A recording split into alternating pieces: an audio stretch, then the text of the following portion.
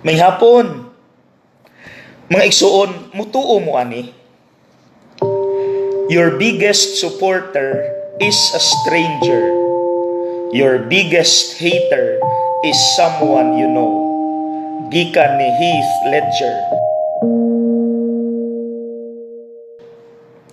Abi ninyo, naabiya siya'y kamatuuran.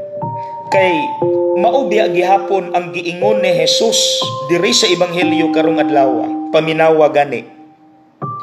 Ang labing mangilad nga kaaway sa tao, maura unya ang mga sakop sa iyang kaugalingong panimalay. See? Parihano. Ako bitaw natingala pug ko. Tinuod biya gyud ni. Kini bitaw sa akong mga videos kada adlaw. Ang mga biggest supporters bitaw nako, strangers, mga Bisaya nga nagpuyo sa laing lugar nga wala ko kaila. But they are my biggest supporters. Mga igsuon, dili lang siguro nato ilimit sa pamilya, kundi sa mga tao nga nakaila nimo or close nimo, imong mga friends. Kung nakasinati ka og criticism, hatred, giaway kanila, ayaw dayon og react, kay daghan patag i-consider nga mga rason na ay positive na ay negative.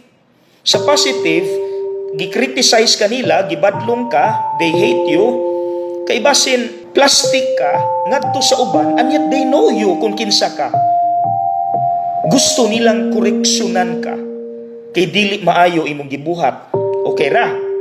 Pero kining sa negative, kining mga closest nato, they hate us, they criticize us, kay posible basin nasuya sila nato. Posible po, di ba?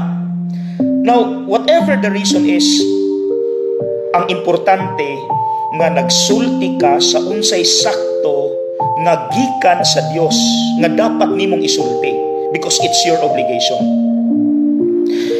We are not here to please people. We are here to please God. Ang atong gipangita mga igsuon, God's approval. God's approval. Bahalag magkaatraso ta dinhi for the sake of truth, kaysa didto ta magkaatraso sa Dios ug iyatang pangutan-on nganong wala nimo gisulti ang unsay dapat isulti nga kamatuoran. Okay? Ayaw kabala ka mga igsuon. We are here for God's approval. When they criticize us, padayon, tell the truth, even if it hurts them. God's approval. God bless.